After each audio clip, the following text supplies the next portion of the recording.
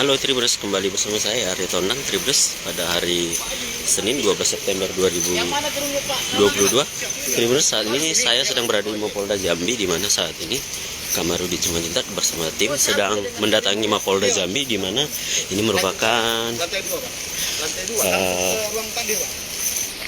proses penanganan perkara sengketa lahan yang terjadi di Muaro Jambi. Tribuners, terkait kedatangannya hari ini ada yang harus diurus. Apa bang? Perkara apa itu bang? Perkaranya Pak Haji Maskur Anang ya? Iya. Ada beliau ini. Apa bisa dijelaskan apa yang di perkara ini? Beliau ini dulu pernah dilaporkan oleh PT WKS ya? Ya. Sehingga dia ditangkap, ditahan, dituduh dia menjual ya? Menjual tanah padahal tidak ada menjual dan itu miliknya. Kemudian dia bebas murni di Mahkamah Agung berdasarkan putusan PK. Karena sudah bebas murni, maka Pak Anang ini melapor balik, yaitu melaporkan dengan pasal 317318, yaitu persangkaan atau pengaduan palsu.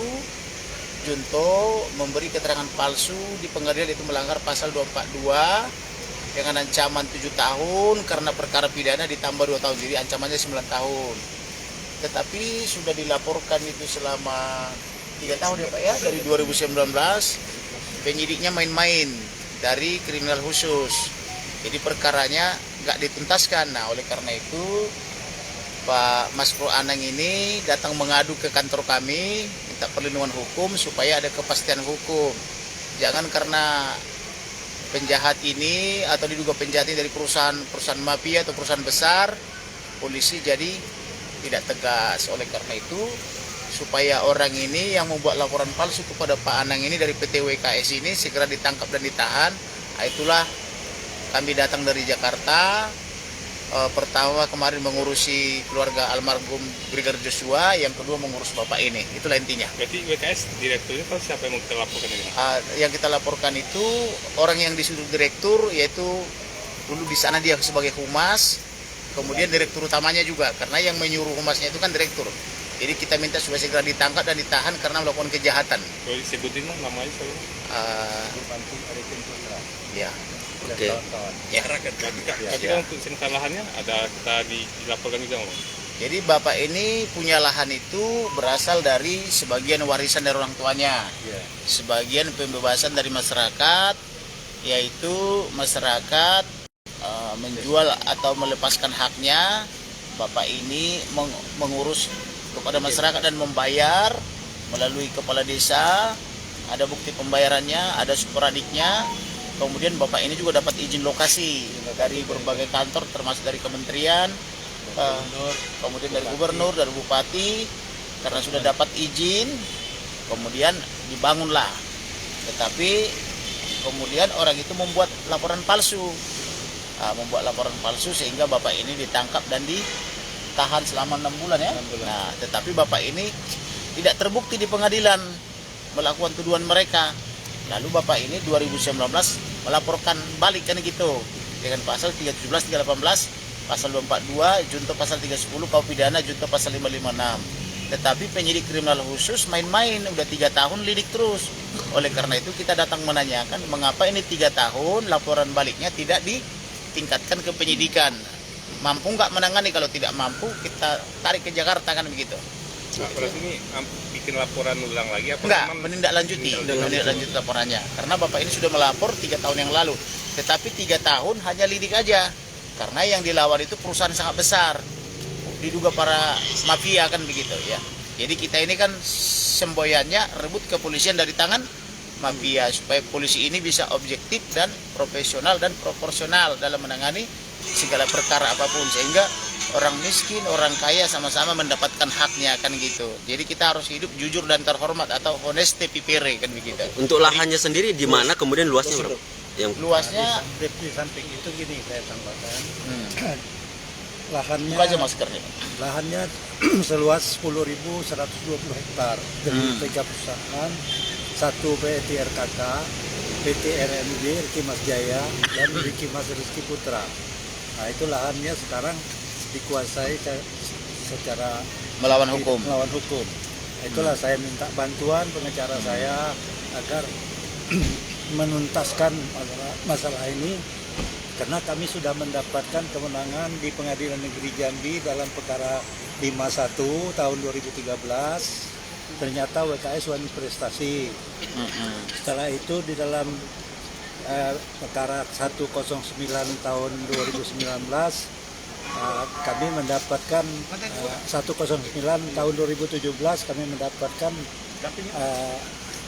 WKS ternyata terbukti melakukan perbuatan melawan hukum, dikuatkan oleh keputusan Pengadilan Tinggi Jambi Dan kasasi. di Mahkamah Agung.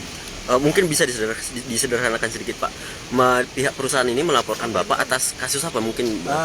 Kasus yang lahan RKK 2000 hektar dan kasus dituduh saya yang menyerobot lahan. Oh, penyerobotan lahan ya artinya ya? Ya, padahal lahan kita sendiri. Artinya saat dituduhkan penyerobotan lahan kemudian di kasasi itu tidak benar dan melapor balik gitu Pak? Ya, ya. Oke. Secara perdata dia menang pengadilan negeri banding kasasi. Secara pidana dia bebas murni. Ya. Jadi atas bebas murni inilah sebab dia sudah ditahan 6 bulan melapor balik. Dan Yaitu melaporkan pasal 317, 318, junto pasal 242. 242 itu karena pelapor ini bersaksi palsu di pengadilan. Ancamannya itu 9 tahun. Jadi ancaman undang-undangnya 7 tahun karena perkara pidana, jadi 9 tahun kan gitu. Bang, boleh dikirim Bang hasil pelebetan dengan keluarga kemarin apa aja Bang? Bagaimana? Dengan Yosua Bang. Keluarga. Iya, Pertemuan dengan pihak keluarga almarhum. Pertemuan keluarga almarhum kemarin hari Sabtu. Iya. Apa Sama perkembangannya? tadi malam, Perkembangannya apa bisa disampaikan Bang? Perkembangannya sudah tersangka Bapak Perdi Sambo, Ibu Putri, Ricky Rijal, kemudian Kuat Ma'ruf sama Baradae. Kemudian tersangka obstruction of justice juga sudah beberapa dan sudah di PTDH, antara lain dari ex Karopaminal yaitu Bapak Endra Kurniawan, kemudian ada juga dari ex Karopropos dan jajarannya. Nah, dan yang tersuspek ada sekitar 36 dari 97 yang sudah dimintai keterangan. Tersuspek artinya diduga terlibat baik karena sengaja maupun karena diperintah atasan, dan saat ini mereka sudah dipatsus. Patsus itu maksudnya ditempatkan di tempat khusus atau bahasa pasarnya itu ditahan kan gitu. Dari hasil pertemuan keluarga ini apa aja bisa disampaikan? Bagaimana? Dari hasil pertemuan kita dengan keluarga apa aja yang bisa kita sampaikan? Nah, kemarin itu kan kami ini kan penasihat hukum atau kuasa hukum melaporkan apa yang telah kami lakukan dan apa yang akan kami lakukan. Ibaratnya pelaporan aja. Update karena mereka tidak tahu. Jadi kami harus rutin datang memberitahu tentang apa rencana selanjutnya, tentang apa yang telah kami kerjakan. Misalnya karena Ibu Putri membuat laporan pada tanggal 9 Juli 2022, dia mengaku diperkosa atau dilecehkan di Duren 3. Ternyata kami bantah semua laporan dia itu dan akhirnya di SP3 oleh Dirtipidum Polri. Kemudian Pak Perdi Sambo memerintahkan Kapolres Jakarta Selatan. Kapolres Jakarta Selatan memerintahkan Bribtu Martin Gabe membuat laporan model A, yaitu almarhum melakukan percobaan pembunuhan, yaitu melanggar pasal 338 junto pasal 53 pidana. Ternyata itu juga bisa kami bantah dan sudah SP3 atas laporan mereka yang sudah SP3 itu, karena mereka terus mengulangi perkataan itu dengan cara memindah TKP atau lokus delikti. Tadinya mengaku diperkosa atau mau dibunuh di Duren 3, pindah ke Magelang. Itu kan jaraknya sudah ratusan kilometer atau antar kota, antar provinsi. Nah, karena mereka tidak bertobat, maka kita somasi dalam 7 hari harus bertobat. Karena tidak bertobat, maka kami laporkan melanggar pasal 317, 318, junto pasal 556. 317, 318 itu persangkaan atau dugaan palsu, atau persangkaan atau pelaporan atau pengaduan palsu gitu loh. Nah, sekarang ini sudah dimintai keterangan saya sebagai pelapor, dan sudah gelar perkara juga di Barreskrim. Di waktu yang sama penyidik datang ke Polda Jambi meminta keterangan mereka, sehingga karena waktunya bersamaan memang waktu itu ada sedikit miss karena kami tidak bisa mendampingi karena saya lagi gelar di Barreskrim Polri, tetapi penyidik atau penyelidik sudah terlanjur turun ke sini 4 orang, jadi kami diminta keterangannya bersamaan gitu. Artinya pas hari pemeriksaan ada kegiatan tersendiri Bang pas pemeriksaan di. Jadi saya diperiksa, keluarga diperiksa di sini gitu.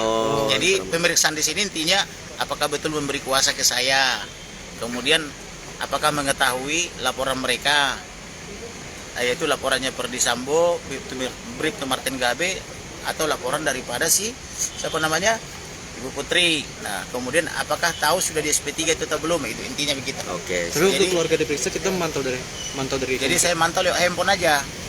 Karena di waktu yang sama saya diminta keterangan di Jakarta kan gitu. Terkait hal serupa, Bang? Iya, atas laporan itu. Jadi Oke.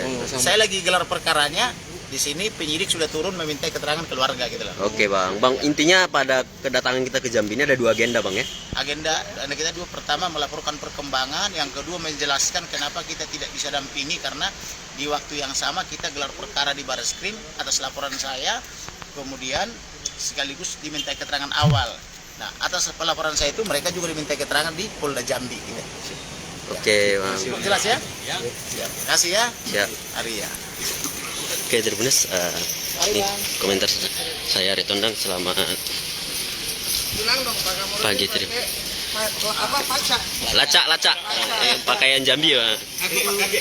Menghormati budaya kita, budaya. Ini dihitung itu sudah berapa kali ke Jambi, Bang? Udah berapa ya? 5, Bapak. Udah ada 5 kali. 5 ya. pakai lacak. Inang pakai tenggolo. Oke, terima kasih Tribuners.